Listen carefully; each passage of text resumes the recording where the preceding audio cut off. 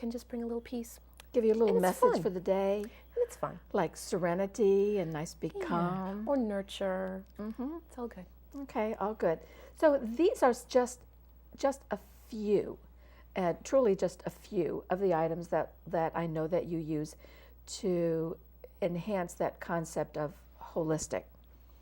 But you are primarily an esthetician, and I view that word as somebody who takes care of the skin. Yes. So I want to talk about some basics tonight, basic skin care. Skin is an organ, and what does that mean, and what are some of the basic things that you would do in basic skin care, like Skincare 101? Well, one of the things you want to look at is what are you doing at home?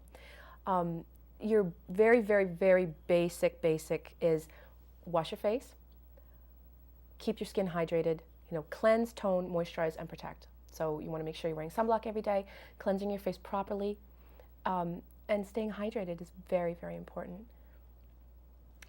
All right, now is this the same advice you would give to a man? Does that make any difference? Absolutely, absolutely. In fact, for men, their skin can be even more challenged because they're dragging a razor across their face every day. And unfortunately, for most men, they haven't been educated throughout their lives on how to take care of their skin. Now, you say drag a razor. Does this hold true for electric razors as well? Is this? Well, yeah, razors in effect will exfoliate the skin, and when you're cutting the hair, especially razors that lift the hair and then cut it below the surface, well, hair grows, and if there's any curve to it, if it's been cut, if this is the skin and the hair has been pulled up and cut below the surface, now you have a very sharp, blunt edge that has to grow up through the skin. If it's curved at all, if there's any curl, it curls to the side and creates a bump. Creates irritation. Now, by the same token, if you have any kind of bacteria on the skin, which we all do, but if your diet is such that your skin flora, the bacteria that naturally live on your skin, or the acid mantle is compromised, then you're plagued with things like ingrowns, bumps, rashes, redness. It can be very uncomfortable. All right, I want to go back to one of the things that you mentioned, because you said cleanse and tone and moisturize and use sunblock. How important, really, is sunblock? Oh boy. Yes. How important can I make it?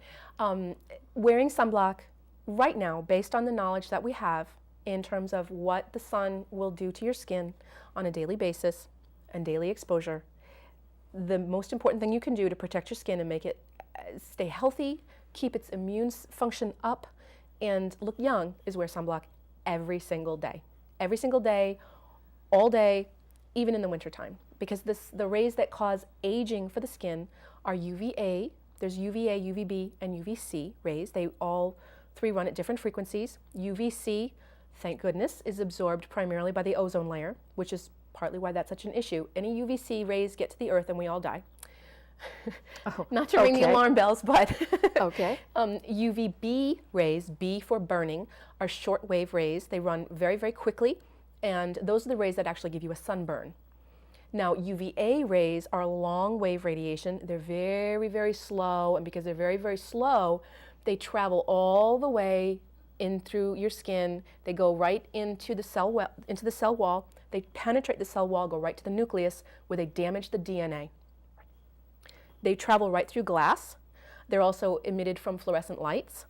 So you're getting it whether you sit in an office all day long. If you walk by a window, you're getting UVA. If there's a fluorescent light over you, you're getting UVA. In other words, your skin is aging, UV aging, every single day. So Yes. sunblock every day. Sunblock every day. Every And single day. it's a hard thing because there's a lot of evidence that also shows that some people aren't getting enough sun. And we need to find that happy balance. So usually what I tell my clients is get about 10 minutes before 8 o'clock in the morning of full sun. Just go outside with your coffee and sit on your porch or sit on your deck, get full sun. You want to make sure it gets into your eyes. You want to not look in the sun, but you want that light because it penetrates and affects your glands, which helps to normalize your system. That's why they use light therapy in the winter for people who have seasonal affective disorder. Light is so, so very important for us. But too much of it causes problems. Okay, well, I'm feeling just a little tiny bit of alarm here, thinking I certainly use sunblock when I go outside or in the summertime, but I've been neglectful in using sunblock every day. And I'm appreciative of this. This is a good message for me, and I hope for you too. And if you just happen to tune in, I'm Zita Christian. The show is Full Bloom, and I'm talking with my daughter, Laurie Neronha, from Viriditas Beautiful Skin Therapies in Providence, Rhode Island. And we are today talking about the basics of skincare. So I thought what we might also do now is show a few clips. We took some footage at Viriditas, and I offered myself up as the model for the skincare treatments. And it was painful, wasn't it? It was just so painful. I mean, how wonderful is it to go in and say, yes, do this and do this and do all these wonderful, wonderful treatments so that we could get a little footage to show the audience tonight. But we are going to show the first one here in a few seconds, and this one is all about the basics of skincare. I think Yes.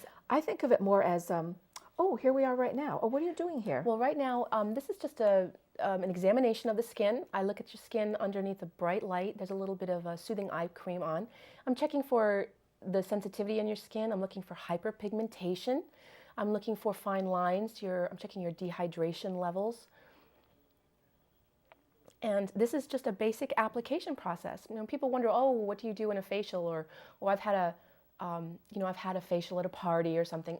It's probably not a professional facial. As you can see, the basic application of product covers the entire face, the face and neck. And when I'm applying it, in this particular case, this is what I call the pat and apply.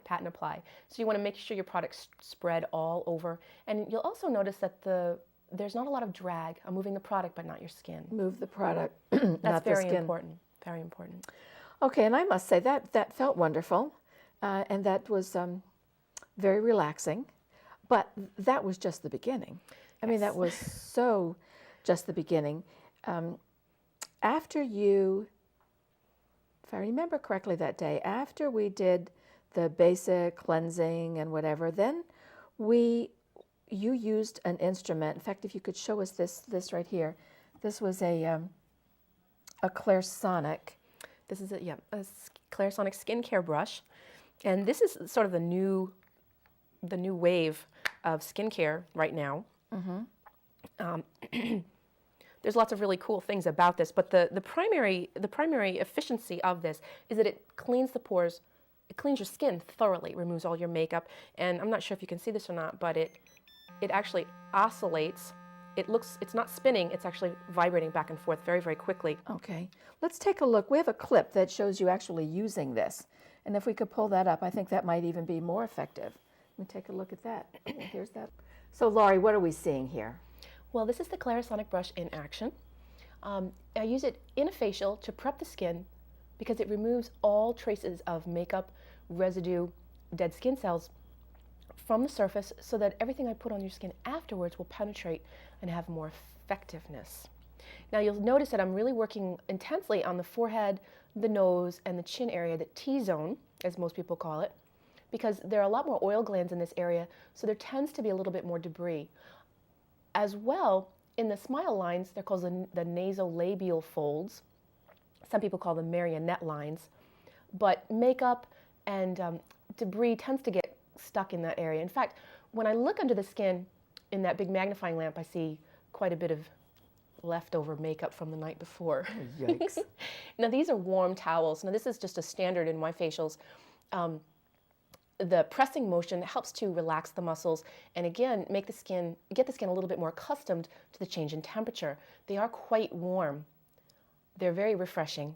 And I'm not sure if it's completely clear, but I'm also pressing very hard on some of your sinus points. So this is especially nice when your sinuses are a little bit congested or if your eyes are a little bit puffy. Often I remove product with a towel initially, and then I go back and finish it, all the little detail areas, with cotton pads. I remember that, and it is wonderful, and those towels are a great, great feeling. The whole thing was wonderful.